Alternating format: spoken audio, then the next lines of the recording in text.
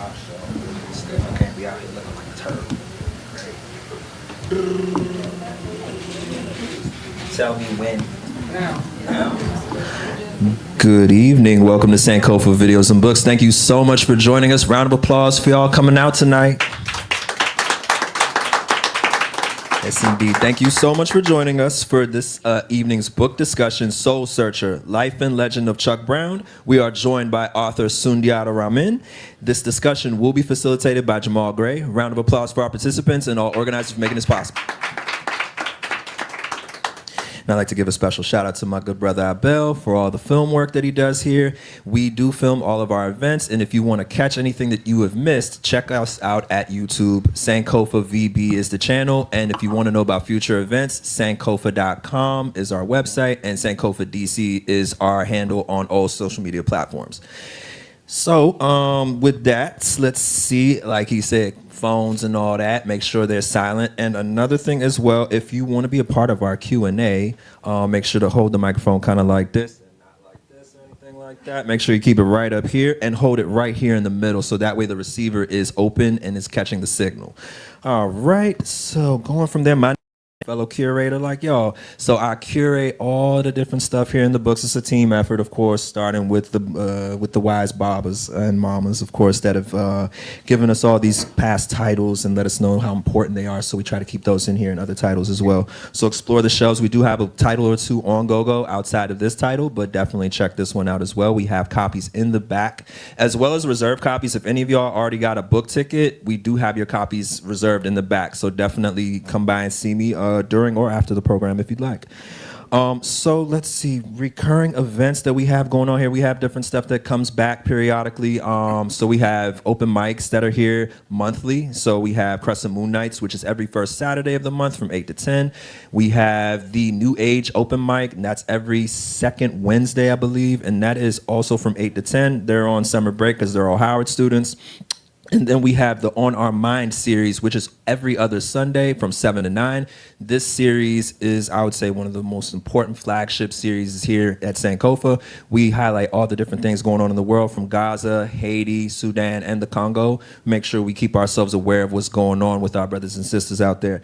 So please check that out. And of course, as I said, you can check out all our different events at sankofa.com. We do have summertime events going on, Art Under the Stars, kente weaving. We still have lots of open slots for the kids kente weaving component. Kids on Saturdays, adults on Sundays.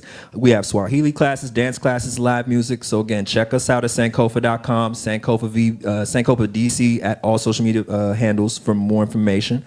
So let's see, we are also taking donations for our building expansion here so we can have bigger and better events for you all, as well as the completion of the 2 films being worked on currently, Black Lions, Roman Wolves, and The Maroon Project, both being done by co-founder of Sankofa, Haile Garima. If you have any questions on how to donate or be involved in that, definitely come to the front counter and let us know. Without further ado, though, I am happy to present to you this evening's feature book discussion, Soul Searcher, Life and Legend of Chuck Brown.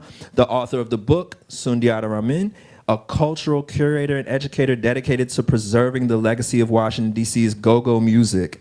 Sundiata currently serves as the curator and director of tours at the Go-Go Museum and Cafe, a role he has held since the museum's opening in 2025. And he is joined in this discussion by facilitator Jamal Gray. Jamal is a local curator, artist, and filmmaker. Round of applause. Enjoy the show. Thank you. Thank you, Brother Jonathan. Thank you to Haile Garima and the Sankofa family for hosting this. It's very important that we are constantly supporting institutions like this in Washington, D.C., specifically for where we are geographically. That's right. This Georgia Avenue corridor, as a native Washingtonian, I just have memories of coming here to Sankofa, going to Blue Nile, going to the Pyramid bookstore, if you all remember that, bakery and everything that was there. And as conversations like this are happening where we're exploring our collective cultural memory, it's important to be doing it at institutions like this so that we can continue to have free conversations that are free from corporate influence. That's right. And that are about empowering our narratives and our stories. So thankful to be a part of this, to be asked to do this. Transparently, I was only asked 3 days ago to be a part of this, and when I had the chance and got to learn about the work that Brother Ramin is doing, and knowing that it was taking place here, I just jumped at the opportunity. So all of us will be getting an education on this brother's work and also the book and the life and legacy, Soul Searcher, the life and legacy of Chuck Brown, who for many of us locally is an institution, who also as a musician and pillar in the community helped to build and bridge an institution that we now call Go-Go. So thank you, Brother Sundiata Ramin, for putting together this book and giving us a reason to kind of come here in communion today. So please give the brother a hand before we get started. We're going to be talking about music, so I felt like it was only right to start with some music. Does that feel good to y'all, like this as a table setting? All right, this is one of my favorite Chuck Brown songs, so let's make sure this works. Brother Abel is smart, and he knows what he's doing, so I think it'll work. Come on, bro.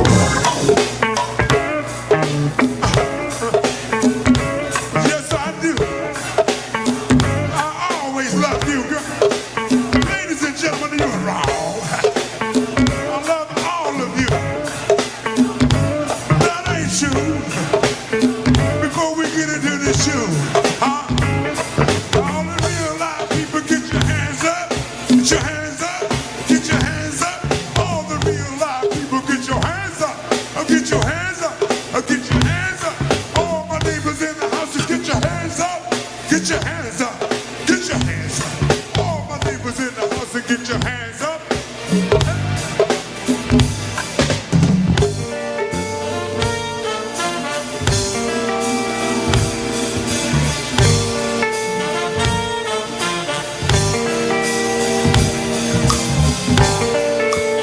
Hey, girl, get me up, baby. How are you? Yeah.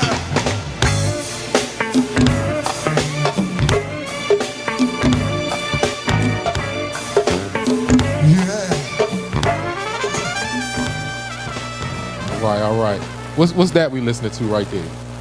Oh, that's playing your game. It was originally Barry White. Originally Barry White.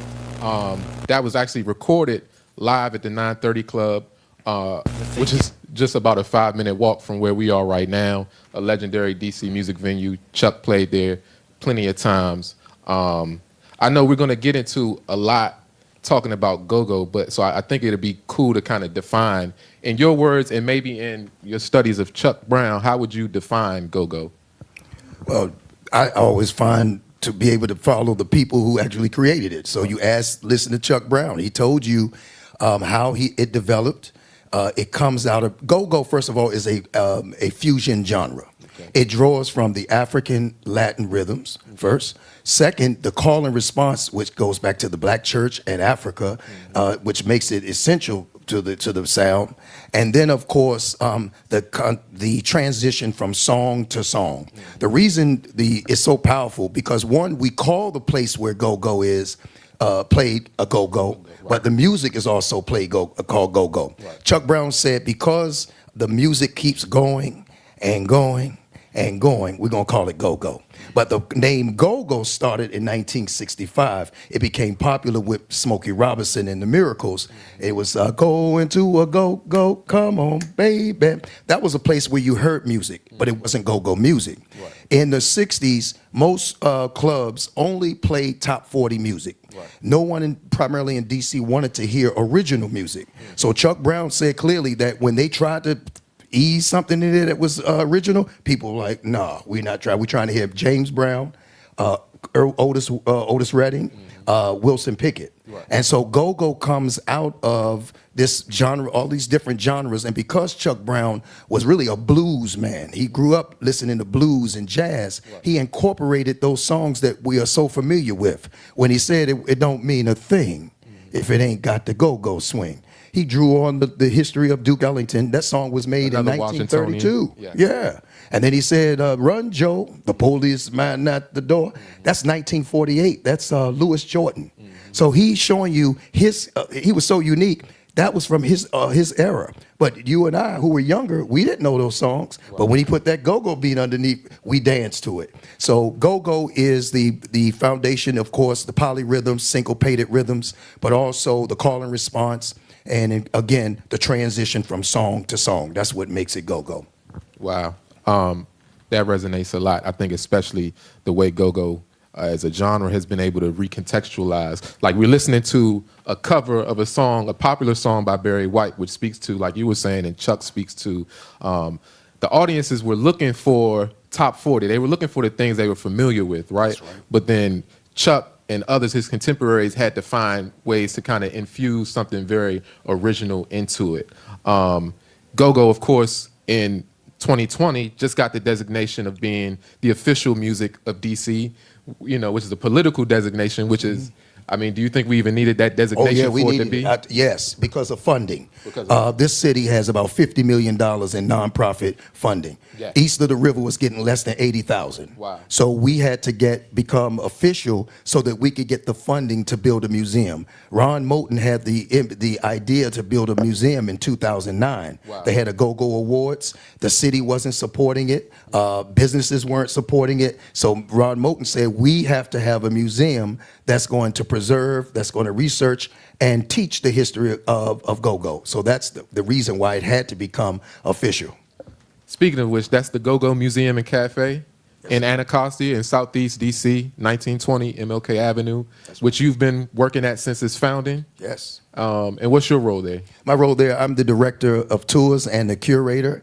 That museum, I thought about it when I was in Ghana. I had the opportunity to teach go-go in Ghana in 2024. Sister Michelle Blackwell, who is a songstress and singer out of D.C. She played with Subtle Thoughts with the What Band. An innovator in the go-go music. Innovator. She donated drums and percussions to a orphanage in Ghana, a place called Bochiausi. The orphanage is called Graceland.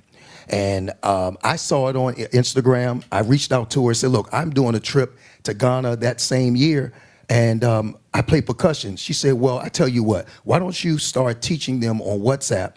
And then when you go, do a master class and record it. And I did that. The children were so receptive because I had already been teaching them for about 3 or 4 months, different rhythms. And then when I finally met them and taught them what I knew, I did about an hour lesson. We returned with that tape, and we were able to get a $20,000 grant from the city to return together to do another master class, which was in November. So while we were in Ghana, I saw the soft opening for the museum where Spike Lee arrived. The mayor was there, Backyard, Junkyard, all of them was there. And I said, I should have been there.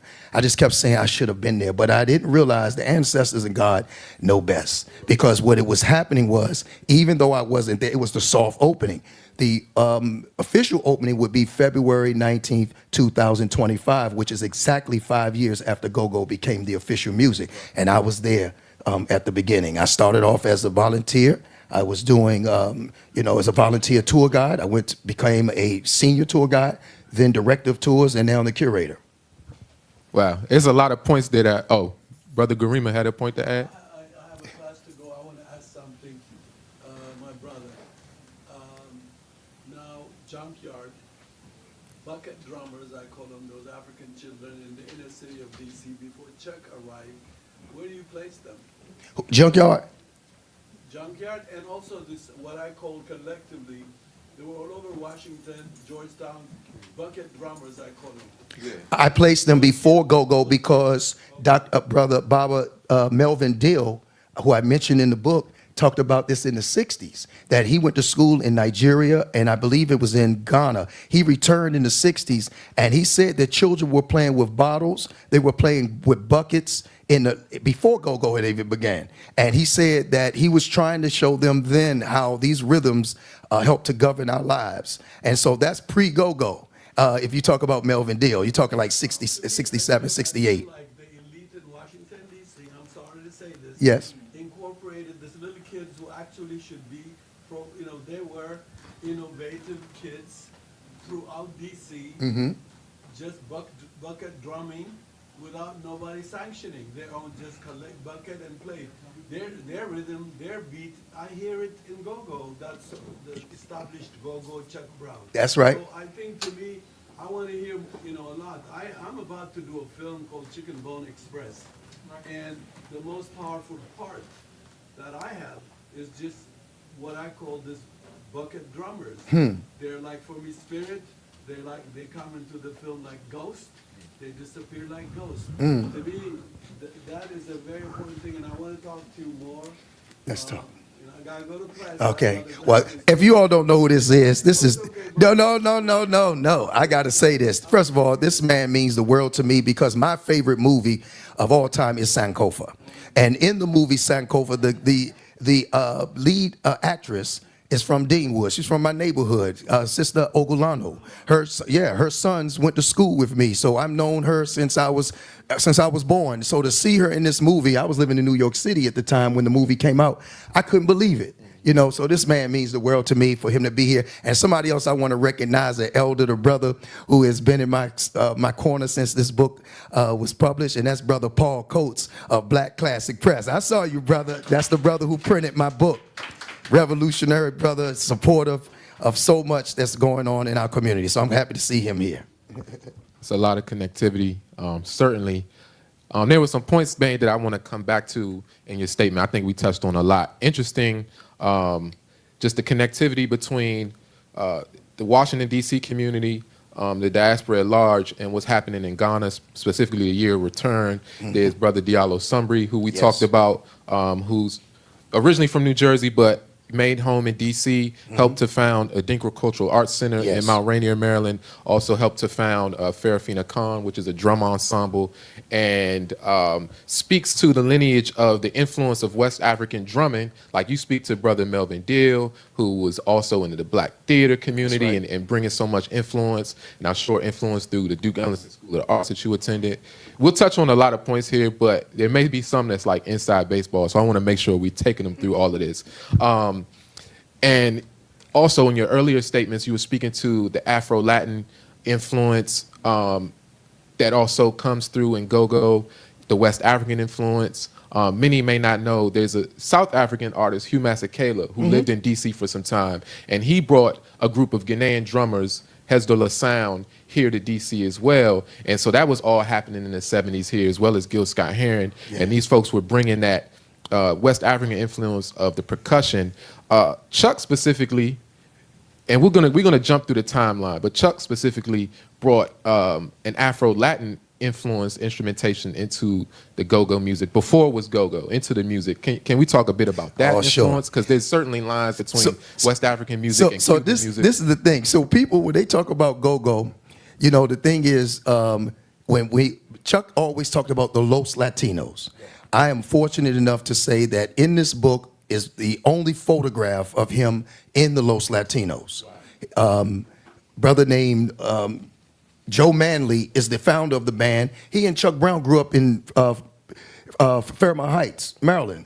Chuck said he never knew that Joe, one, he could speak Spanish, but more importantly, he could play Latin rhythms. Joe was black. He had no Latino roots, but a Puerto Rican dude taught them how to play conga, tambourine, cowbell, the way they played, right? But what Chuck took from the band was the beat called Wawanko. Wawanko, which is popular in Cuba. And so he incorporated that sound. But the band didn't have drums. They didn't have trap drums. They only played timbales and conga. Yeah. So Chuck wanted those drums. He played with Los Latinos from 1965 to 1968, but he had already started his band while he was with the Los Latinos.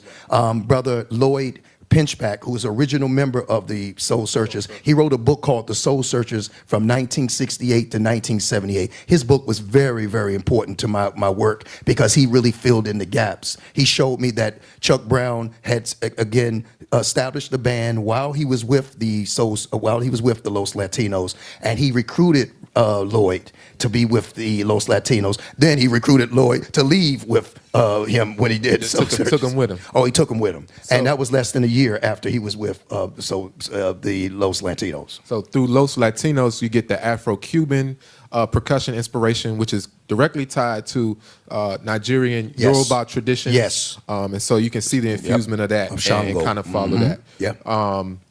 That's very interesting. I'm losing my train of thought. While you're There's doing so it, many I'll points. expound on that. I'll expound on that. I'll say that what he did was he listened to the rhythms, that boom, ka boo, boo, ka boo, boo, ka boo, ka boo, boo, ka boo, boo, that beat, And then he had already been playing what we call the 4/4 beat, which is that boom, doom. He was playing that, but he didn't have the percussions over top. So when he incorporated those two, he heard Grover Washington's Mr. Magic, and that was the thing that he said to himself, that has the beat I can talk over in between the songs. What made him a genius? Chuck Brown not only could play a guitar, which he's self-taught, and I want to get into that about Lawton, how he taught himself how to play this guitar at 18 years old. Jump through the timeline. And what he did was, once he mastered that guitar, he could always sing. He said his entire family could sing, but he also could rap. For his ability to be able to talk to the crowd, rap, talk about people's birthdays, where they came from, shout out neighborhoods. That's what made it very personal for people, and that's a part of the African tradition. And so that's what the call and response. And so that's why people were really endeared to him, because of his ability to call communities, call people's names, and knew people by a first name basis. You brought up Mr. Magic, Grover Washington Jr., which is a big song at that time, released in 1972. Five, excuse me. We're going to play a piece of that so you can see the direct lines. Grover Washington Jr. was from Philadelphia. Yes, sir. Right up, 95. Yes, sir. A lot of connections to D.C., and certainly in that time. So here's Mr. Magic. Let me make sure my sound is up. And when this came out, every go-go band and their mama played this song. Everybody played Mr. Magic.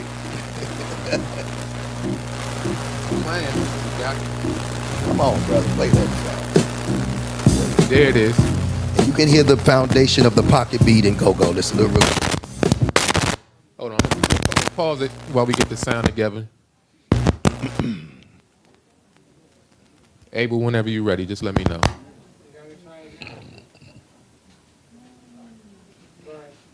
Okay, it's playing.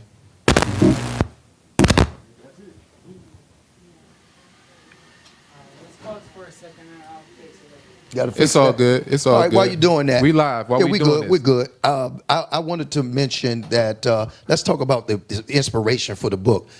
The book came about because of the museum. While I was doing tours, I'm teaching about Chuck Brown for about 10 to 15 minutes. Downstairs in the museum, we have something called the family tree, and we start with Chuck Brown. So I'm going to tell you where he was born. He came from Gaston, North Carolina. He grew up in abject poverty. No running water, no gas, no electric. And so you're talking about people who were sharecroppers. They went from Gaston, North Carolina to Emporia, Alberta, Mechanicsville, McKinley, Virginia. and then finally Richmond, Virginia, less than a year and a half. And then they finally made it to Virginia. That was the first big city he was at. Now, see, I'm fortunate because Chuck Brown did interviews, several interviews that he talked about this a lot. So this is why I was able to use him as a reference, because he talked about his life in the early years. And in Richmond, they stayed for only a year and a half, and then came to D.C. He moved to Deanwood. He lived on Galt Place. His family moved there. And then eventually they moved to Fairmount Heights, Maryland. So in Fairmount Heights is where he met Joe Manley as children. His family, his mother sang and played the harmonica and the piano. And so he would sing with his mother at different people's homes, and they paid them and fed them in order to survive. I mean, he was his mother's only child, but she remarried and had other children, but he was his mom's only child.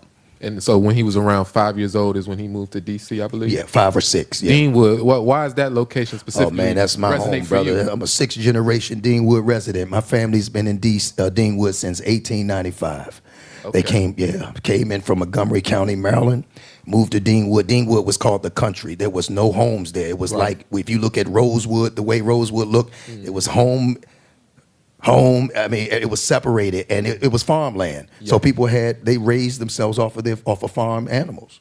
Similarly to you, I was on the other side of was Kenilworth Avenue. Man. I was near where Kenilworth Park is, Douglas Street, which That's right. was also one of the first neighborhoods in D.C. founded by free black folks, hence the name Douglas Street. And why I even adopted the moniker Aquatic Gardener, because they had the Kenilworth Aquatic Gardens over there. Deanwood does feel like one of the last pieces of D.C., still somewhat untouched.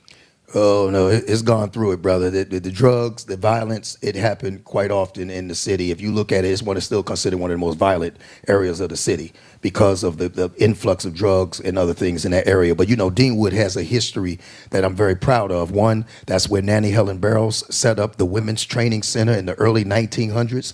She was a member of the UNIA under Marcus Garvey. The great Dr. Chancellor Williams lived in Deanwood, who wrote the book, The Destruction of Black Civilization, from Deanwood. Of course, the late, great Marvin Gaye lived in Deanwood. Sharon Pratt Kelly was from there.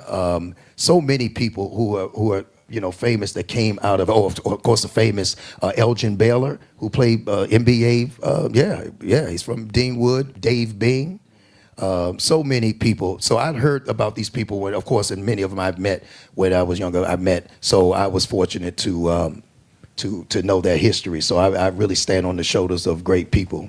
So you spoke to Chuck Brown being born in Galveston, North Carolina, moving several places in Virginia, settling here in D.C., family, working class family, looking for economic opportunities like a lot of black families were in the turn of the century around World War I, World War II. There were two big migrations, and then later in the 70s. And I think if you look at Chuck's music and how he spawned, I think it corresponds a lot with that journey, bringing those Southern roots, the working class roots.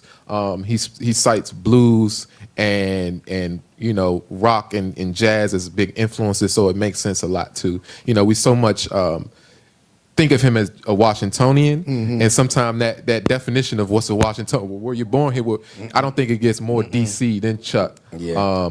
And Chuck loved Deanwood. I mean, he loved Sheriff Road in particular, Ebony Inn. He always talking about eating barbecue at Ebony Inn, and he loved. When I met Chuck Brown in '91, of course I had seen him 1,000 times, but when I met him, I was a new college student. I graduated, and he played at a club called called Tramps. Okay.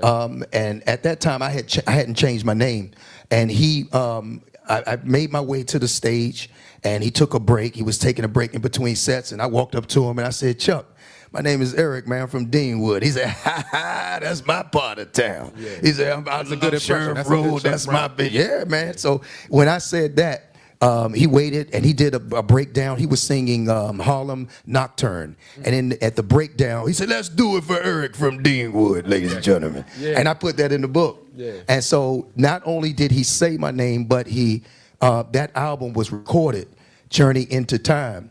And our good friend, my sister's good friend, Tony Litton, a good friend of mine who grew up, he said, "Man, did you see Chuck Brown recently?" I said, "No." I said, "I saw him like in '91. It was like '93 then." He said, "Well, man, he said your name on that CD." I said, "Oh, that was New York." And here it is, you know, 14 years later, after this man has passed, I've been fortunate enough to write this man's biography. So I'm very honored. And it's a powerful book. Again, if you're just joining us, Soul Searcher, The Life and Legacy of Chuck Brown, a wonderful book we have the author here, self-published, yes. Sundiata Ramin. And we're going to jump through the timeline. The book, you can follow Chuck's life in music chronologically, but we kind of jumping in timelines. I do want to go back to around 1966, 68, when he's, you know, playing with Los Latinos, playing at different clubs around, decides that it may be time for him to start his own thing. And then he starts to build his group. But originally, how did he get the name the Soul Searchers? Oh, well, it started off as the Soul Searcher. And he felt that it would be a form of arrogance, because who is he to search for souls? But he wasn't searching for soul. He was searching for people who could play soul music. And what he did was he said, "No, I'm not going to use that." And he was real clever in how he did it. While he was playing with the Los Latinos, they were about to play at a club called the Shelter Room, I think in Southeast. And before they went on, he said, "What do you all think we should call ourselves?" And all the band members looked around and was like, "Well, I don't know." He said, "What about the Soul Searchers?" And they said, "Man, I don't know about that." But he said, "Well, all right, let's just roll with that now." And he did. They rolled with it. Then they had a meeting about it, and no one still came up with the name. So he said, "Well, the Soul Searchers is the name of the band." And that's how the name became what it was. I couldn't picture it being anything else. It's such a powerful name. That's a powerful name. It resonates. What was the DC that the Soul Searchers were starting in? You're thinking 60, let's say 1968, especially around that period, the uprising following Dr. King's assassination, 8th Street, U Street, all these places went through some turmoil that and in some cases are just getting out of for the last 15 years or so. But what was DC like at that point, specifically for Black Washingtonians? Understanding that DC was also a haven for the Black Panther Party. There were many here, and the consciousness, as you know, began to, I guess, it passed into the music. It fused into the music. Your father, Jimmy Gray, and brother James Plunky Branch founded Black Fire Records, which was music that helped to inspire the people. It also helped to inspire, if you all didn't know this, Malcolm X Day, African Liberation Day in this city. So go-go music, people like Experience Unlimited was under your father's label, and they made a song called Hey You, Can We Come Together? That was EU before there was a EU. That was before go-go. And a lot of people don't know that that consciousness helped to fuel the movements, as I said, Malcolm X Day, Unity Fest, Unifest, and other things that were happening in DC. Go-go had that. Go-go bands always played at Malcolm X Day. In fact, that was the first time I'd ever heard EU was at Malcolm X, because I was too young to go to a go-go. So most go-go's were in the community, either in a showmobile or they were in at Anacostia Park. Now, what was DC like in the music era? There was a fierce competition in bands in this, and I got a chapter called The Battle of the Bands. The most popular bands at that time, you had the Young Senators. You had Brute. You had Aggression. You had Osiris, Father's Children. I mentioned all of these people because people didn't think I was going to go that far and go to show you that Chuck Brown emerged out of this group. But the one that really was the powerful one was the Young Senators. The Young Senators were very, very popular, and their fans called them the Emperors of Go-Go. Now, this is before Go-Go, because they were playing at a Go-Go. They played at a place called Burn Manor. There was a white group out of Baltimore called Tommy Van and the Professionals. And they would come down from Baltimore, play on Monday night, and go back. But one night, somebody carjacked one of his players or one of his band members. They never came back. So then the Senators, the Soul Searchers, and Black Heat became the three bands that were very popular. Unfortunately, the Young Senators left in 1971 to join Eddie Kendricks. And he had the song Keep On Trucking. And he had the album Hold On My People. Yes, Hold On My People. And that was put that on the playlist. That was Young Senator. Yeah, you should. Young Senators from DC is the band. So what it did was it left a gap where the Soul Searchers and the Black Heat were the bands, and then Soul Searchers just soared from there. They were the main band then. Can I play something real quick? Let me try to play something from the Young Senators. I know we haven't, we had some difficulties earlier, but let me see if we got it. Yeah, man, you got that sound together, brother. Abel, we trying? Abel, let's go. It's all good. You're going to have to do some independent research, people, you know what I'm saying? No. The Young Senators are a great group, like the brother mentioned. They played with Eddie Kendricks when he went solo, the original founder of the Temptations. And that was 1971. In 1976, Chuck Brown wrote his first original song, We the People. Oh, no. He went, remember, that was 72. 72 was his first album, We the People. Mm-hmm. And that's right here. I should have had the time. That's this right. record right here. Mm-hmm. Soul Searchers, We the People. What was the inspiration for him to write that song and then leading into this album? It was about the turmoil that was happening in this country. He saw a lot of division. He saw people, like when Mayor Marion Barry came here, he said he had never seen a place like this. It was a plantation where you see so many with the haves and the have-nots living so close in proximity. And Chuck Brown wanted to speak about that in his music, that we as a people have to live together. Remember, Chuck always used to say, in order for you to love yourself, you can then love everybody else. And he saw that there was a level of self-hatred that many black people had, and he wanted to talk about that in that music. And so that's where the consciousness came from in 72. And then 74, he wrote Blow Your Whistle. Well, it was Salt of the Earth. And on that album, the song called Blow Your Whistle. If you all have been watching the World Cup, you may have watched the NBA Finals. You heard Chuck Brown's song, Blow Your Whistle. That song was sampled by the rapper Eve. The song, Shake Your Tambourine, Gone, Get Yourself a Whistle. Come on, shake your tambourine, gone, get yourself a whistle. That's Chuck Brown's song, Blow Your Whistle. Yeah, I mean, and songs off of the first record, And I mean, Chuck Brown the himself second one. has been sampled in over 800 songs on record. Now, Absolutely. you know, as far as illegal samples, that happens a lot. That speaks to his influence of the time. Certainly, you know, part of what inspired, what Chuck speaks to inspiring we the people was, yes, what was going on nationally as far as the plight of black people and war and all of these things, but also partly from his experience being incarcerated and kind of working as a figure who was even while incarcerated, bringing people together, working as almost like a counselor. Can you speak to that? Sure. The influence on his first music? band Chuck ever played for, and I mentioned this, and a lot of people don't know this. I say the first band when he left prison was the Earls of Rhythm, but the very first band Chuck ever played for was called the DC Band, and that was in Lorton. Yeah, it was called the DC Band. They have a documentary which I was able to look at the Anacostia Neighborhood Museum, and they actually brought the band there. In the 70s, and Chuck was able to, you know, play. Actually, it was the 60s. And so what Chuck did was he was already beginning to become a band leader. He was composing music. Now, to give you some quick facts about Chuck Brown. He could not read music. He could not read, but the man had the ear for music, you know, and he could recruit talent. He knew what he wanted. And most of the people who played around him, of course, could read music. J.B. John Buchanan, who taught here at Kelly Miller High School, junior high for years, that man was at the University of Notre Dame studying music. He heard the Soul Searchers one night at the Burnham Manor, left college, and joined the band. So that's Leroy Fleming, who was with the Young Senators. He came out of the D.C. Youth Orchestra. He and J.B., and he recruited, Chuck recruited him from the Young Senators. So his ability to pull that talent pool was amazing. And what you have to realize that Chuck was a very stern band leader in the early years, because you're dealing with every kind of personality, and he was young. So he went through about 30 musicians in about 5 years.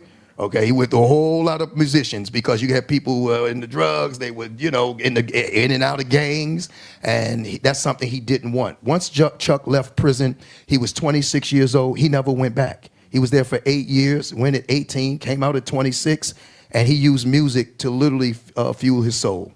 And so that's why you say the name Soul Searchers is so important, because he truly did change his life, and he became a lightning rod for us who were younger, who looked to him for inspiration when it came to his music.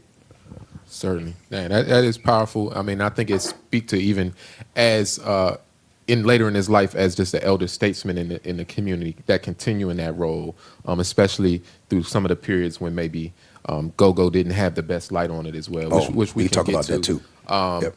So, Bustin' Loose, back to your point, released in 1978.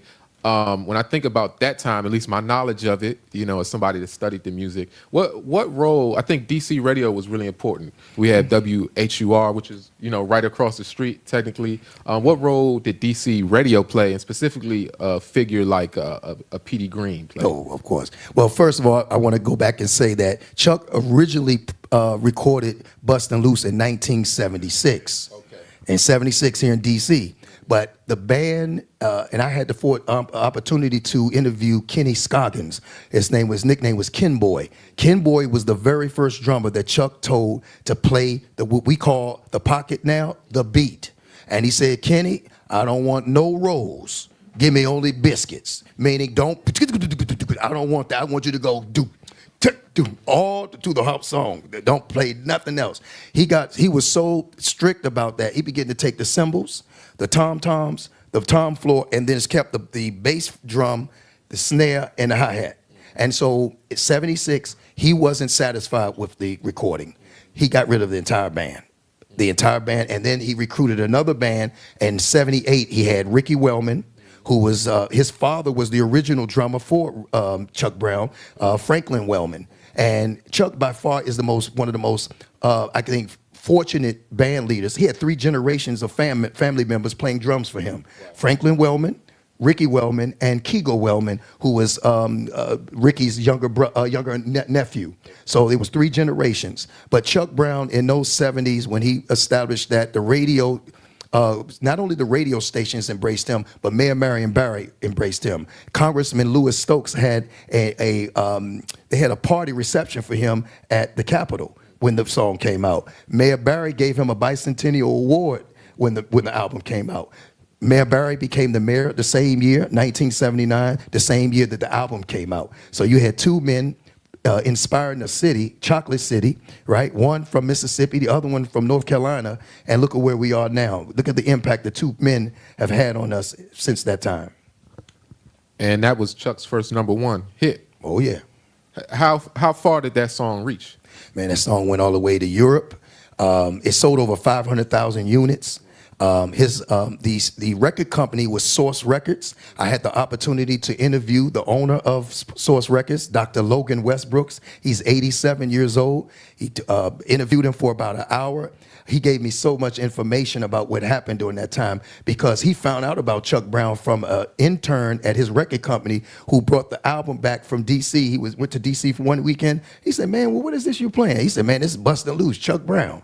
And he said, man, he took the album to California State University and let the students hear it. He said the students was doing the bump, the robot, everything when they heard that song. He said, I gotta put him on my label. So he signed Chuck. And the album just soared. Now, you know who Chuck Brown replaced on the #1 chart? It was Parliament Funkadelic, Aqua Boogie. Wow. So that song became the most popular song in this country, right? Another band with DC connection. Oh, absolutely. Yeah, they're the ones who coined the Chocolate City term. You know, they're the reason because DC was the first city to become the first official predominantly black city in the country. So what was DC like in that year, 78, 79? Man, You spoke everything to the was rise black. of Marion Barry. Black everything. Black superintendent of schools, black police chiefs, black criminals, black everybody. It's black. And what were some of the black everything? What were some of the venues you might have got to see Chuck at in that era? They would see Chuck at the Maverick Room in Northeast. They would see him at Ebony Inn. They would see him at Pitt's Motor Lounge, I think it was called. Red Carpet Inn, right? He would be at the president. This man had so many. My brother here said he was at his father's place, Southeast Gardens. Chuck played everywhere, you know. And when you're a band member like that, just think about how much time you spend away from your family. That man sacrificed so much time with this band. That I thought about that while I was writing this. I said he loved the people of Washington, D.C. so much, and he wanted us to have our own sound. He knew New Orleans had their own sound. He knew Chicago. He knew New York. But he loved this city so much that he wanted D.C. to have its own sound. So that's why he was so important. But Chuck not only indirectly taught the bands, he directly put Rare Essence under his wing. What you don't know is if you didn't read the book. Rare Essence is the greatest band ever in this city. It's the Inner City Groovers. We also call them the wickedest band alive. That's the band that I love because most of us who are percussionists, we learn how to play from Tyrone Williams, who we call Jungle Boogie. Jungle Boogie was the one who taught us the percussions that are more modern to this day. Before Chuck Brown, when Chuck Brown was playing, normally most percussionists played 2. The boom, boo, boo, boo, boo. But Jungle Boogie put those 4 in there, and man, he would he was doing all of that. We was like, that's how I want to play. I want to play like this. So Jungle Boogie was the blueprint for that. And what Chuck Brown did, 1979, unfortunately, his band sued him while they were on tour because they weren't getting residuals for the album. And so they sued him for mismanagement, and then they sued the record company, Mr. Logan Westbrooks, the man that I interviewed. He didn't go into that part. He ain't going to that. But he did tell me that it was unfortunate that happened because they were at the pinnacle. And when they not only did they sue him, the band broke up for 5 years. So from 1979 to 1984, there was no Chuck Brown and Soul Searchers. The bands, this is how you know it's destiny. The young teenagers who were in school, primarily at Ballou Senior High School, Anacostia, people like Sugar Bear, Jungle Boogie, James Funk, Little Benny, all of them were going to school at Ballou. They asked Chuck, can we play the beat that you're playing?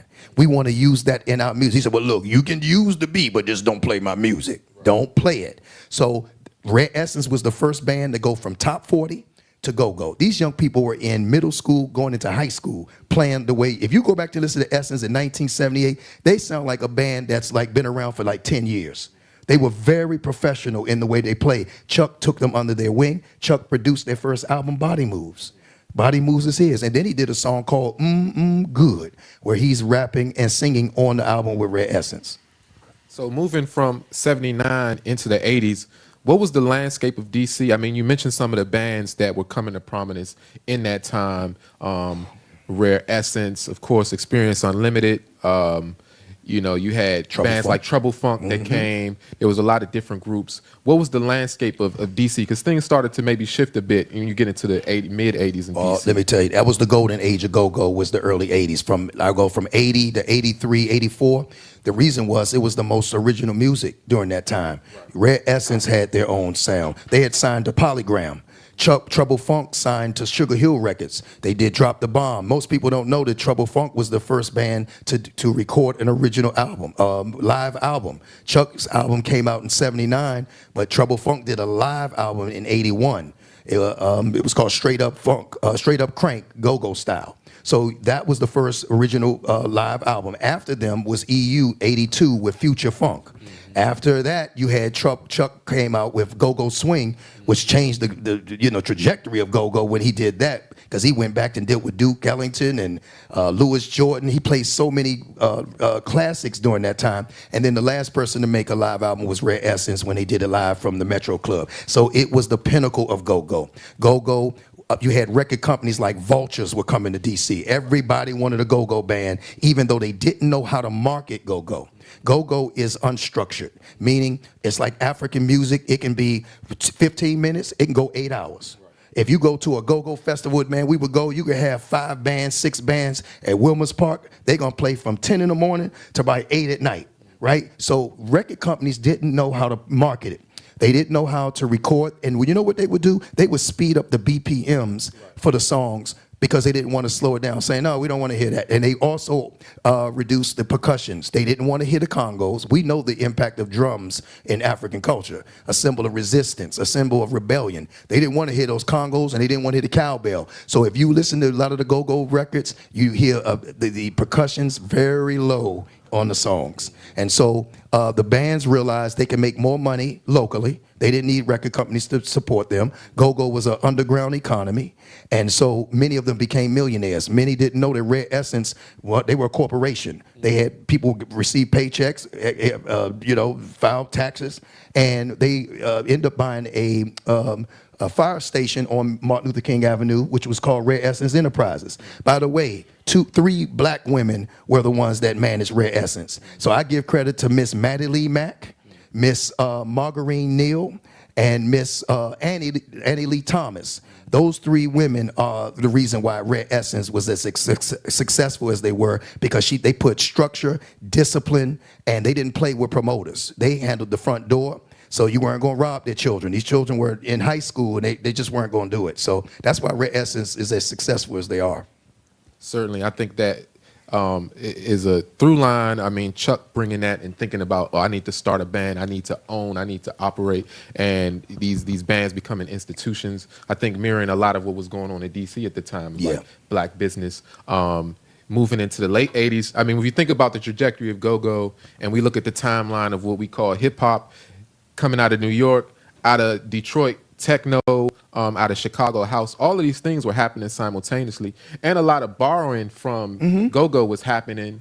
I think even if you think about Trouble Funk, they were pulling inspiration from bands, European bands and things of that nature. They were infusing those elements into the percussion. It's interesting to hear that perspective about the corporatization of it and trying to kind of bring down the elements that would make it unique. Because there's always, I think, questions amongst my musician friends was like, well, why didn't go-go at this time elevate further than, but I've heard tons of interviews of like French DJs, Japanese DJs, all saying like, no, we were playing these records at the same time. We were playing house music, but at the same time, if you have these bands, if I'm coming from a record label perspective, a corporate perspective, they're probably easier. They think it's cheaper to lean into DJ culture, of course, into rapping culture, as opposed to bringing these 10-piece, 11-piece bands. Right. And then the adverse, as you're mentioning, if we're able to kind of build these economic bases here at home, then what's the need? Of course, they're still traveling. A lot of artists were still traveling at that time, but what's the need to go out? I mean, and then around that, that's when Chuck dropped moolah, money. That's right. What's interesting is if you listen to the song Bustin' Loose, at the end of the song, the conclusion, he said, hey, Leroy, give me some of that horn right here. The beginning of the song, We Need Some Money, is Leroy playing that. Dun, dun, dun, dun, dun, dun. That's the foundation of We Need Some Money. The reason that song, Chuck said it took him 15 minutes to write because his pockets were seriously needing money. He was broke and he needed to get a hit, and We Need Some Money was the song that did it for him. Now, I also explain in this book that Chuck Brown did not elevate go-go by himself. He was not the only one. We got to talk about Rio Edwards. Rio Edwards was behind Trouble Funk. The sound of Trouble Funk, Rio Edwards literally built his own speakers, his own system. And so Trouble Funk's thump sound, that percussive, heavy percussion sound, Rio Edwards was behind that. Well, Rio Edwards lost the band to Max Kidd because he was in debt, and Max Kidd was given money from a white dude named Can we say Chris who Blackwell. Max Kidd was? He was Max Kidd was, we'll say that he was the Barry Gordy of go-go. We'll say that. He was the one, if you had a single, Max Kidd's TTED Records was the place that you went. You had Reds and the Boys did a song with them, Moving and Grooving. You had my man with Chuck Brown did a song with him. He did music with them. So Max Kidd was very popular. But Rio Edwards was the man when it came to producing, sound engineering, and he became Chuck Brown's manager and engineer. So he managed and arranged Go-Go Swing. Chuck's sound totally different from that point. From Go-Go Swing, he did the Other Side. I think he called The Other Side, and another album. All of those are Rio. So Rio's sound, and as a manager, he also was the one who took Chuck to Japan. Yeah, Chuck was in Japan as well. And he was in 88, around 88. He was in Japan and the Netherlands. So around 88, 89. Going into the early 90s, of course, 88, 89. I mean, hip hop, as we know it, rap music was coming into prominence, as mentioned.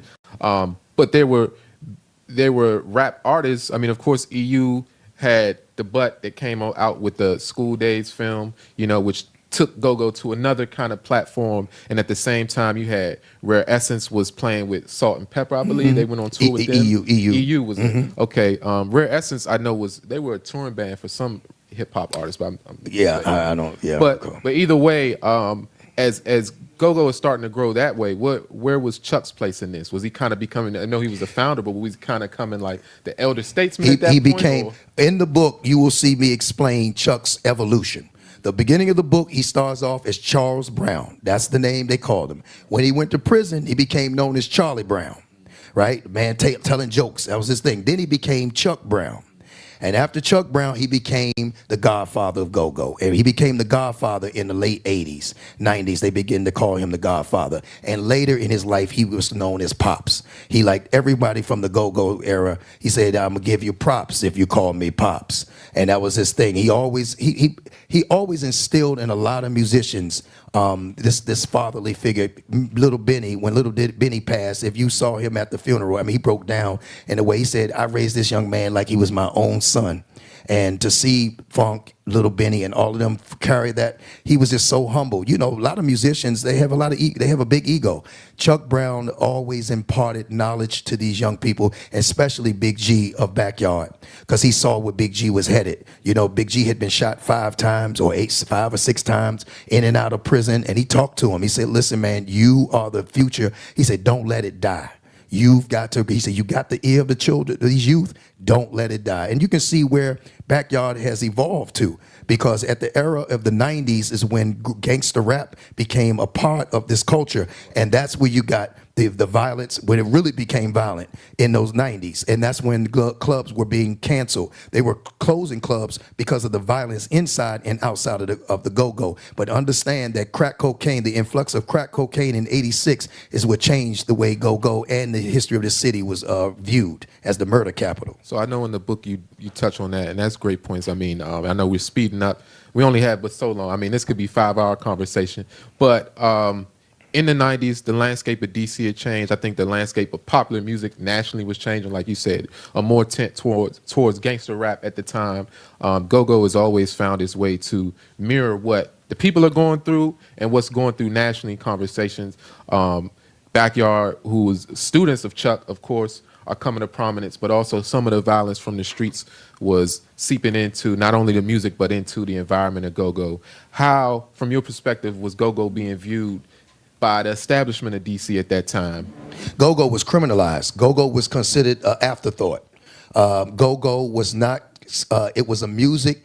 If you recall what happened in 86, when a woman by the name of Catherine Fuller was sexually assaulted and murdered in 8th and 8th Street, they connected these young men, around seven or eight of them, to leaving a go-go, listening to Chuck Brown's song, "We Need Some Money." They said that inspired these young men to sexually assault and kill this woman. The prosecutor used that in the court. All right, so now go-go is considered a music that's connected to Washington, D.C., which was the murder capital. So go-go became the soundtrack of that. The movie Good to Go was supposed to take go-go from the regional scene to the international scene, but in fact, it backfired. It wasn't good to go, it was good to blow, straight garbage. It was trash. And so the movie put a back eye on Washington. But what I love about this city and how resilient we are, the movie called the documentary Go-Go Live at the Capitol Center was the answer to that movie. We said, listen, we have to do a documentary that defines us. We got to control the narrative. And so the bands actually invested in that themselves. Daryl Brooks brought them together and said, you all need to put your money where your mouth is. Let's rent out the Capitol Center and make it happen. 24,000 teenagers went. Not one person got arrested, not one fight, and it sold over 300,000 units after that. I was in college at the time, so when I got that video, man, I remember I was in college. I watched that video over 25 times because I saw myself there. I saw what a go-go looks like. So it made us so proud to see that video. So that's how go-go was viewed, and that's why Ron Moulton was so, he was so intense in getting a museum, because he wanted the city to recognize that you got to stop putting this music to the background. Why can't you be proud of go-go the way New Orleans is proud of jazz, and why of hip hop and house music in Chicago? And so it was a term, it was time to come to terms with the Don't Mute DC movement. Yeah, that is interesting how, again, the music is always can be used as a scapegoat for the plight of the people, as opposed to addressing kind of the underlying issues of what's going on. It's much easier to kind of demonize young people as opposed to spending time to figure out what's really going on and to address those issues at the root. Similarly to the moment around Don't Mute DC and the different movements that came out of that. And I think an answer to that being what we mentioned at the top of the conversation, that go-go gaining its designation as the official music of DC, which in my mind, I'm like, well, do we need that designation? But I like how you answer to it, because yes, that designation officially, it doesn't just bring legitimacy to an art form, to an expression of a people, but it also brings opportunities for funding. And at the same time, a couple years ago, Anacostia was designated as the official arts district of DC. That's right. Right where the Go-Go Museum, where you work, lives. Again, that's at 1920 Martin Luther King Avenue Southeast in Anacostia.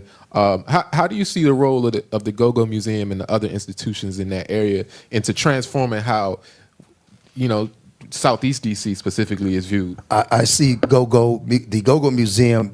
I don't like to say, but we are the guardians of this culture, meaning we are the ones that's teaching not only the history, but what we need to do to preserve this history. Right. And that starts with the youth. We are teaching right now at the museum. We have Paul Buggy Edwards, a Backyard, who's going to be teaching children how to play the drums for free.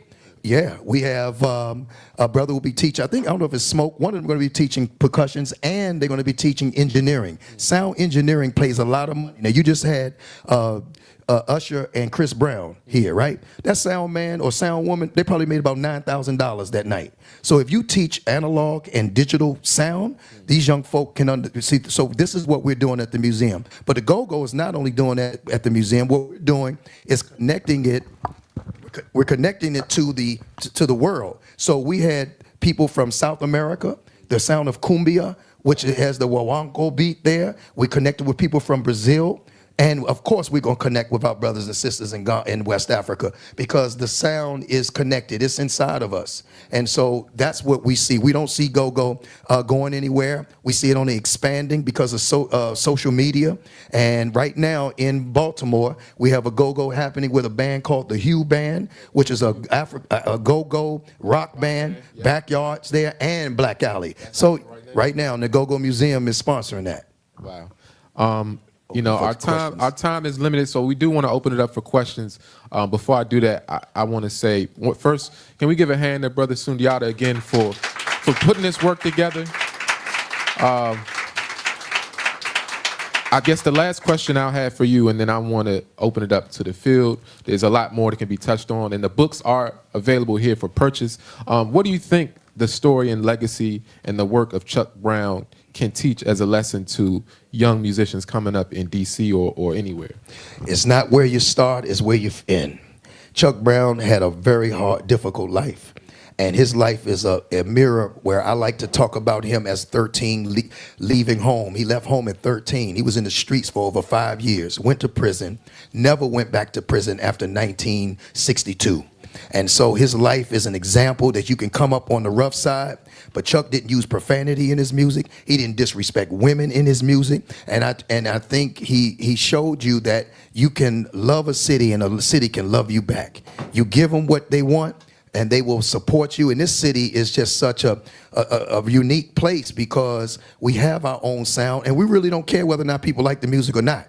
We're not interested whether or not. Now, you just saw the BET Awards. Now, I felt some type of way, but they didn't acknowledge Go-Go for the 50th anniversary at the BET Awards. See, in the place where the place started. It started in Washington, D.C. by grant money that Mayor Marion Barry helped Robert Johnson to get. So when you know this history and you see how people try to sideswipe the music, you understand. But Chuck's legacy lives forever. Chucky Thompson, who is one of the greatest Grammy award-winning producers, Mary J. bless his soul, is an ancestor now. The man was the one who brought forth, he produced Faith Evans' first album. He did Nas's album. He did Notorious B.I.G. He did Mary J. Blige. And so and he was the percussionist for Chuck Brown when he was 17. Grew up right here in LaJoy Park and produced for Puffy. And then when Puffy went to New York, he brought him with him. So this is Chuck Brown's legacy. It's something that I'm going to continue to teach. I'm going to continue to push. And I just want this book to go everywhere. I want it to be in the libraries, at the public schools, in the airports, everywhere. Everywhere. We're going to push that. And it's available here at Sankofa Books. Brother Ramin, thank you. We want to open it up to questions from the audience right now. I think this mic should be sufficient, but. All right, brother, I need a question. Let me say this is going to be a question, but thank you for mentioning Southeast Gardens and the importance. But you said something earlier that just went by so quickly. You were talking about the deep segregation that existed in Washington, D.C., and go-go was not everyone's sound. Go-go, I was at Blue in 1970. I'm 13 years old, so let's ninth grade in math science. So when Little Benny used to live in Valley Green,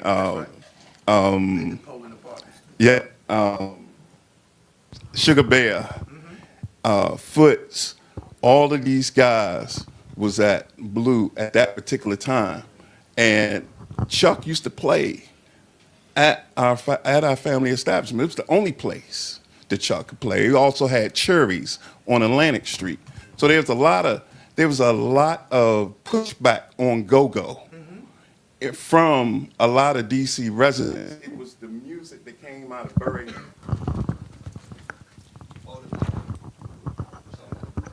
It was doing the same. It was the music that came out of Bury Farms a lot of times with what Hallie was saying, the Junkyard Band, they were playing. But these bands started because somebody named Wilhelmina Rolock, who was the council member at that time, made sure the elementary schools had bands. From elementary schools, these children were playing bands, and then they were creating their own sounds. So when they got older, they could recreate their own go-go bands and make sure they had programs. So it was a whole resistance in DC to go-go by a certain segment of DC who thought this was maybe like the lower class music. And, you know, it came out of Southeast. But as it started getting popular, then it started getting and you know, the history of it changed. So I'd like you to talk about a little bit about Charles Stephenson, because I know. Charles Stevenson. Yeah. Charles Stevenson, my man, you give me this. Kenny Scoggins, who I interviewed, I told you, the Chuck Brown's drummer, who he first asked to play the beat. Kenny Scoggins said Charles Steptoe was the baddest drummer he had ever seen. He said Steptoe, he came in after Charles did. And so, like, again, Chuck, if you're in with Chuck, you with him. If you're not, Chuck gets you out of there. And so Kenny stayed with Chuck from 1972 to 1976. Kenny, by far, is the most popular drummer outside of Ricky Wellman, because Kenny's on that track, Ashley's Roach clip, that was sampled over 360 times. If you listen to Paid in Full, Eric B. and Rakim, that's Kenny Scoggins' beat. If you listen to Milli Vanilli, Girl, You Know It's True, that's Kenny Scoggins' beat. So Kenny said that Charles Steptoe was the baddest drummer he had ever seen. And I said, in my book, you're going to see me talk about how many drummers Chuck went through. Because a lot of people, now you said about the people, a lot of musicians didn't want to play go-go. Because go-go, you have to play hour to 2 hours straight sometimes. And drummers who were in jazz and others, they didn't want to play that. I interviewed a brother, Ignatius Mason. Ignatius was with, he was one of the members of Heat Wave, and he also 2000 Black. And he told me that, man, they laughed at Kenny when he was playing. He said, man, what are you doing? Keep playing the same beat throughout the song like that. He said, well, look, that's what Chuck want me to do. He said, I was only 19 years old. Chuck was 32 years old. And he said, I just did what he asked me to do. And that's how we got the pocket beat. Any other questions? This mic should be good. Just hold it in the middle. Oh, he got one. Perfect. Thank you. I'm sorry I came late. I grew up with Chuck. I used to see him at the Black Hole all the time. Yes, that was sir. my favorite. So it was a friend of mine said it was that he saw Chuck Brown out of Maryland sparring Bob Foster. So I was one to ask, was he a boxer? Chuck was a professional sparring partner. Okay. And go ahead. No, but also I just remember, you know, the sound. It was a soundtrack of my youth. I grew up in the '80s. So, but what I enjoyed about Chuck, what I found out later, that he was introducing to us like all the old jazz straight, like what's the Here I Go. Moody's Move for James Love. Moody. Yeah, Moody, all yep. these, and at all his go-go's, he regulated the crowd. Yes, he was he did. always positive. He was always trying to bring the ladies up front. Hold up, you know. So it's just I really appreciated growing up in DC during that time. And one thing I feel that the youth is missing is that when we were coming up, DC had its culture, Baltimore had its culture, New York had its culture. Because I remember rappers would come down here, That's right. and we used to just look at them and wait for Chuck or Brad Essence to come on. And what they started becoming success. I remember Ice Cube came and played with I think it was Rare Essence. But I just remember like it was our music and it was our culture. We had a distinct culture. Now everything is kind of the same, you know. But yeah, I'm gonna get your book. I'm glad that you mentioned Chuck. He was a part of the man in DC. You know? I just felt I had to tell a story. I knew the stories. I tell everyone it took me 5 months to write this book, but it took 40 years of preparation. Chuck's life, I knew bits and pieces, but with social media and with so many elders in this area who are still around, who knew him personally, that really helped me. They really were receptive to me. And I think once they saw my drive, my spirit, they said, brother, we're going to tell you this story. We're going to give it to you. And they did. They really gave me a lot. Chuck Brown showed us that go-go music, as you mentioned, being homegrown. If you were a rap group, you could not close for a go-go band.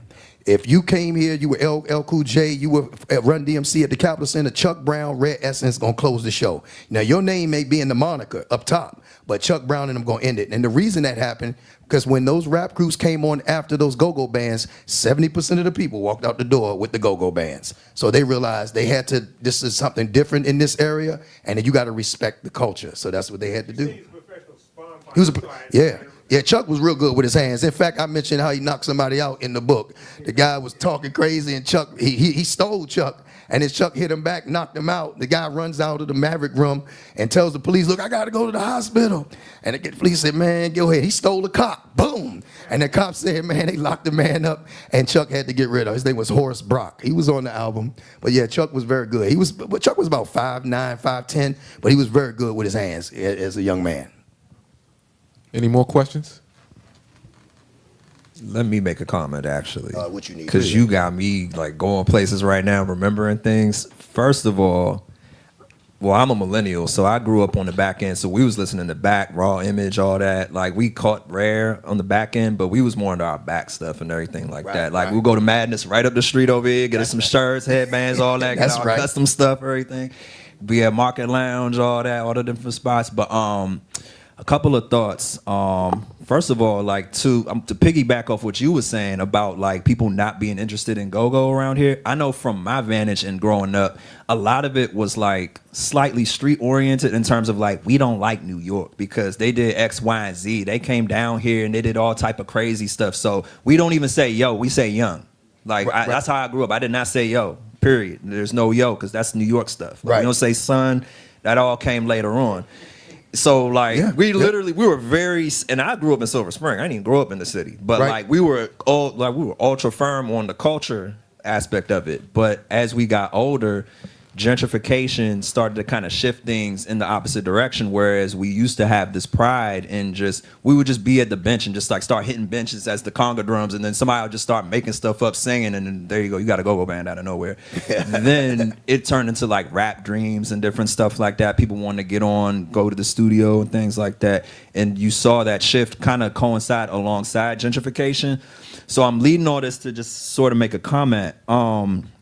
In the midst of where we are now, culturally speaking, just across the board, not just in the city, what I noticed first and foremost is that rap music, as much as I've grown up with it, it is like literally my cultural compass. It is kind of, there's not much left to talk about, and there's not much more you could do in terms of the raunchiness. Like, what more are you gonna do? How many more different beats you gonna make? You can't 808 everything. How much you gonna swing? Right. Oh, y'all swinging at? Right. And a lot of the music, for the most part, is kind of losing its quality in terms of becoming more and more extreme in terms of the negativity. So what I'm thinking, and this is more theory of mine, you can let me know if you agree. I'm starting to wonder if go-go might not make a resurgence, given the fact that it's an alternative. There's live instrumentation, and a lot of the young people today are looking for something different. They're not, a lot of them are still going into the typical rap scene type of stuff, but a lot of them are also trying to do different things, like listening to rock music or different types of house and stuff like that. So what are the prospects of DC or even beyond DC seeing a resurgence of go-go, and what might it take? Would it need to be a thing of like an active cultural preservation of the music, to your point, and an embrace of the music like the Bronx in New York did for hip hop, or like house was in Baltimore, Chicago, Detroit, and all that? What do you think about that? In New Jersey too? Yes, New Jersey too. Whoever said that. Well, yeah. Well, real quick, all I can say is this. The Go-Go Museum has been dedicated to what you're talking about. We understand, we're very intentional in bringing bands, and more importantly, there are 5 public schools that have go-go bands. One of them, the new next generation Crank, these youngins, we took them under our wing, and they have been playing, they're getting a lot of gigs right now. The other band, you may heard of Pocket 3 out of Annapolis, Maryland. They're going to be playing with Rare Essence, Northeast Groovers, Backyard, and Junkyard at the Charles County Fair coming up in September.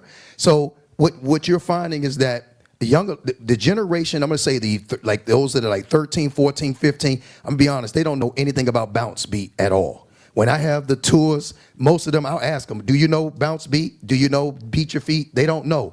They know Chuck Brown. They know because their grandparents played that.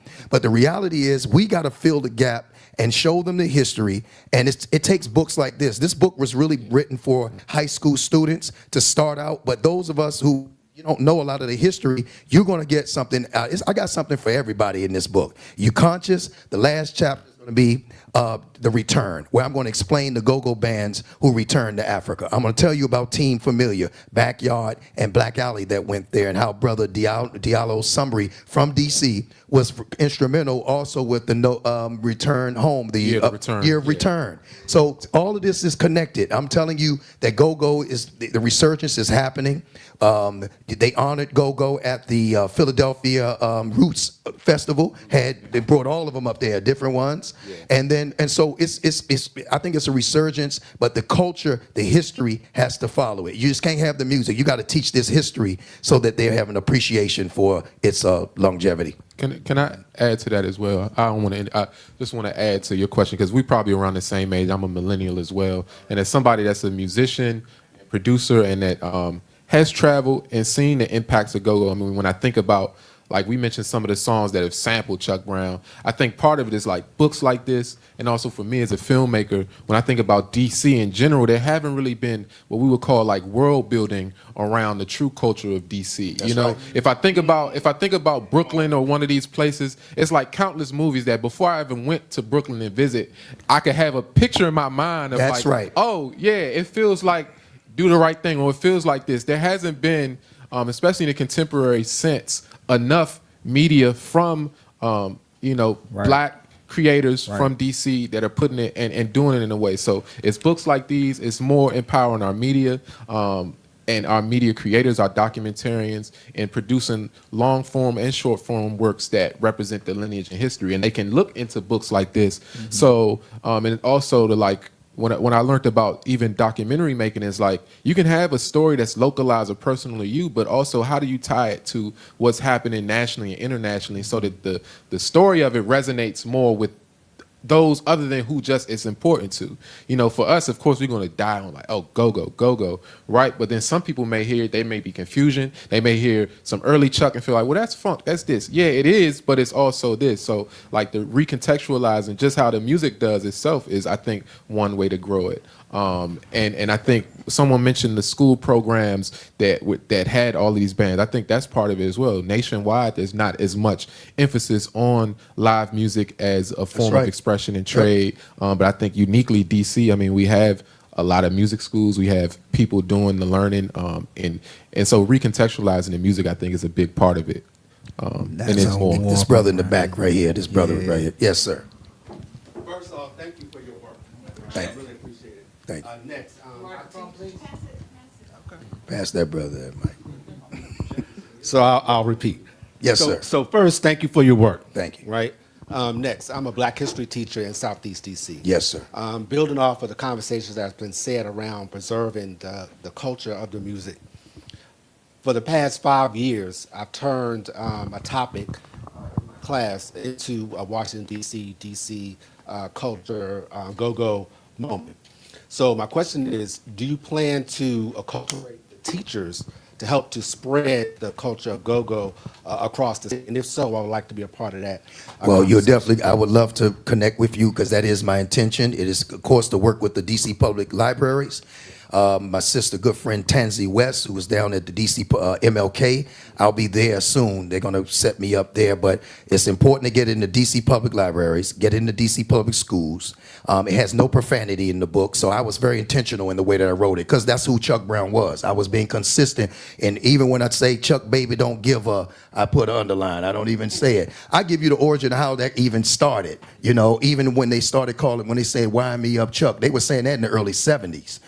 At the Club LeBaron. But yes, brother, yes, the intention is to get this book in the schools, get it, and it's also to inspire what you just said about documentaries. There's no documentaries on Chuck Brown.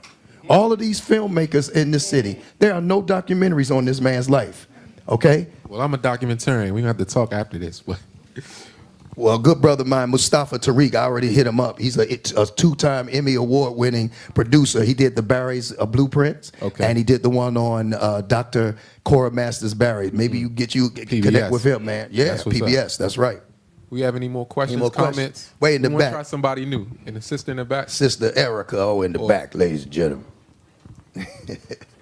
Hi, how y'all doing this evening? First, I want to say congratulations on your book. Thank you very much. You're a historian, you're a writer. And it's amazing to see the fruition and how it comes about. And even the way you talk about DC, the love language, it's really just, it's a love letter to DC. There are a couple of things I wanted to touch on. One is, do you have any other writings that people may want to learn about right now? And the second question is, you brought up house music in Chicago. You brought up jazz in New Orleans. How do you think about Black people and how they come up with music forms, like literally invent, innovate, and like there's a stamp on these locations based on the music? Like, how do you think about that in relation to our origin and the uniqueness of our people? Good question. I see. Great question. Yeah. Well, the way we see African people, of course, you know, I've been to the continent several times. And so if you look at African culture from the Yoruba, and then you go into Ethiopia, and you go to South Africa, you will find there's no place that has more multiculturalism than Africa. Everybody doesn't play the drums the same way. Everybody doesn't sing the same way. The same way in America, the environment that you're in will dictate, in many cases. Go-go comes out of a culture of people predominantly Black who struggled. And a lot of the Southeast, as we know, Ward 7 and Ward 8 are two of the most underserved communities. Yeah. And that's where it was hard at. And that's where Junkyard came out of. That's where EU came out of. Trouble Funk came out of. So I think it has a lot to do with that, Erica. It has a lot to do with the environment.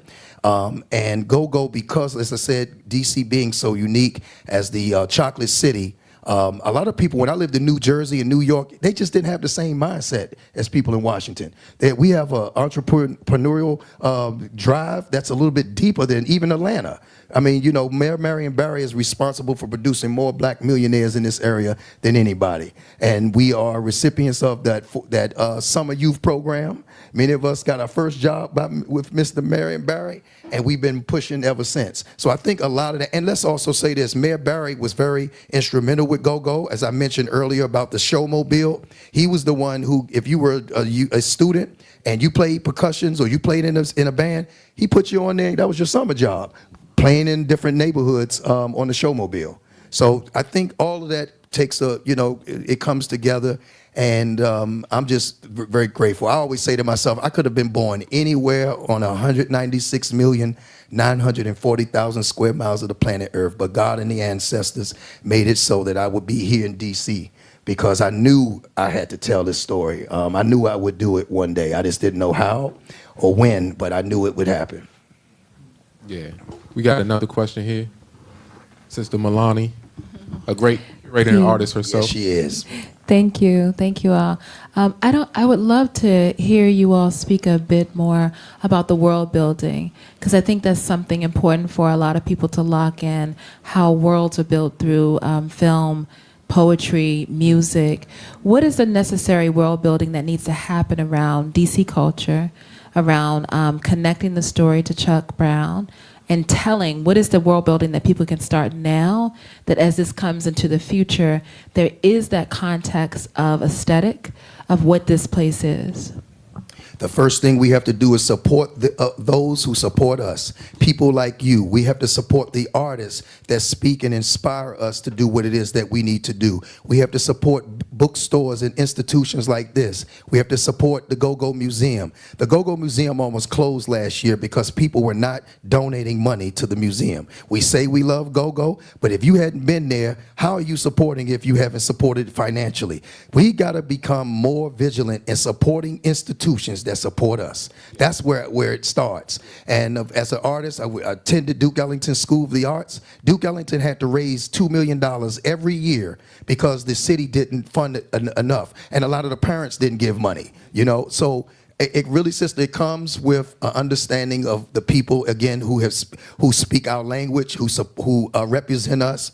And as I mentioned, Go-Go, the museum is looking to reach to South America, to Africa, and to the Caribbean with this sound. We're looking to go to Cuba next year, and I hope to be a part of that. So that's what our vision is. Our vision is to use the music to unite us. We know it's a universal sound, and that drum is powerful. And when you play that drum, it has a way of speaking beyond the transcending language. I definitely want to add to that.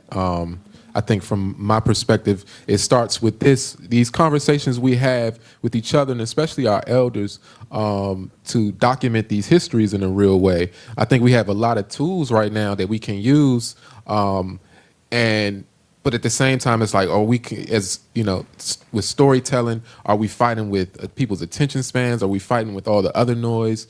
So it's like putting this documentation in ways that can be evergreen, that can live on, along with having, you know, the short form content to grab people and all of those things. But there has to be attention to detail in the presentation and the production, how we hold up and speak about the figures in our lives or figures in our communities that shape us. Like how we elevate them is also how they'll be received. And so world building can happen in so many different ways. I mean, of course, there's photos, there's books. You know, Sankofa at the place we're in is from the mind of someone who was world building, you know, and coming from certain perspective. So film is one of those outlets. And I think about the city that we're in and how powerful America's tool of propaganda is. And it's like, well, if we're trying to combat certain forces, why aren't we taking these same tools but redirecting them from our perspective, you know? And so realizing art as a tool for propaganda, I think that word maybe from a lot of times we put a negative connotation on it, but no, there can be positive propaganda, and we have to use the tools that are in front of us as ways to carry on message and make sure that it's intergenerational, because that's part of the thing. It's like so many of these kind of stalwarts, these community pillars are getting into their twilight years or have passed on. Is there enough attention being placed on making sure their photo archives are digitized, making sure their stories are told and recorded, and then making sure that we are, as community, buying in to making sure that the artists and creators and storytellers have the resources they need to present it and distribute it and put it on the bookshelves and put it in distribution? Or are we going to go to their website and buy their book and stream what they're doing? Or are we just going to go through Instagram and put a like and, you know, think that's just the work? That's the easiest thing we can do. But the next layers of things are like coming up and supporting the conversation, meeting the creator, the storyteller in person, and kind of this type of connection resonates further, and telling your friends and family in other cities about these stories and across the globe, you know, just like we spoke to. This work started with you in Ghana, looking back, seeing That's the Go-Go right. Museum open. Yeah. So that's the reach and the connectivity is there. But Yep. it's like, okay, you know, it's happening. I think it's just going to speed And up. I'm going to do my part. I know this is the beginning. I'm going to just give you a little, don't tell everybody this, but don't tell them this. The next book I'm working on is Little Benny. I want to tell Little Benny's story because Little Benny came up through jazz. 12 years old with a band called the Young Dynamos that became Rare Essence. Started his own band, went to Europe with a song, played with Chuck Brown in his latter years. Little Benny, outside of Chuck Brown, is one of the most loved and endeared people in go-go. And he was the voice that roared in go-go. He was little, but that man understood the music and he loved the people. He had that little man with the big sound. The other thing we want to work on is encyclopedias. We want to have a go-go encyclopedia from 1976 to 2026, the 50th anniversary. We're going to do Women of Go-Go. We're going to do Bounce Beat Go-Go. We're going to do lead talkers, percussionists, so that young people have an encyclopedia of pictures and images, because we need it. Hip hop has it, jazz has it. It's time for us to do it. So, like I said, I believe I was placed here for a particular reason, and the time is now to get it done. With that said, we want to thank you all for coming, supporting brothers. Oh, we have one more question, and then we want to make sure we leave time for the book signing as well. So look, I came especially to be here in Sankofa. I always say that this is liberated space. Yes, it is. And I'm so glad to be here. I came to thank you for, first of all, doing a magnificent book. And you know, like I've worked with books for 50 years, so I've seen a lot of books. We publish books, we print a lot of books. But when I saw that book, I immediately told my daughter, this is a great job. Your research, but also how you just shaped the book and formed the book and carried it through to publication. I now understand that is your passion. that's really driving. So I just want to congratulate you on the publishing of the book, the research, and all the time that you put into those 40 years that you talk about. But I got so this conversation about world building. Yes, sir. It's a conversation that we've been having a long time. Yes, sir. And you know that we're, I'm saying myself, people like Melvin, who's mentioned, and so many other people who mentioned, are a part of that. I'm glad to live and survive and be here as this conversation goes on and continues. I'm especially grateful to be here with Jimmy Gray's son. Yes. There's not enough said about Jimmy Gray. And Yes. not only his impact here in D.C., but everything we did in publishing, everything that other institution folks did, Jimmy Gray was doing in music. And the institution that he built with Black Fire, and that's what he always, Black Fire. Black Fire. That's right. You know, so I just want to, acknowledge you and just tell you that, from me, I know other people have told you, your father was one of the baddest niggas we had. Okay? One of the Thank you. baddest Yes, ones. he was. And he did it, in a magnificent way with the ear and with his music. So thank you both for this Thank evening. you, I just Elder. wanted to Thank say you so that, much. okay? Appreciate I you, appreciate brother. you. By the way, I want to acknowledge my big brother right here. This is Leroy Coward. He's the pioneer in go-go music. He played with Backyard for over 10 years. He started off with a band, Man Connection. I guess we had a band called Baby Living. We had a bunch of bands, but he went on to go to Backyard for 10 years when Back was back, when it was real popular. Now he's been with the baddest band on the planet. That's JYB, baby, Junkyard Band now. He's been with them. Yeah, bass player. That's my brother right there. Oh, I guess that's it. Yeah, thank you guys for coming. They have copies of the book here that you can come, and Sundiata will be signing books as well, right here. Come back there to see me with the book. He gonna come sign it right here. You can just go on and relax yourself. And round of applause again. Yeah.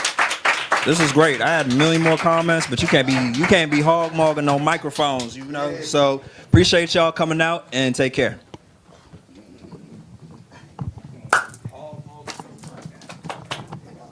Thank you, man. Appreciate you, brother.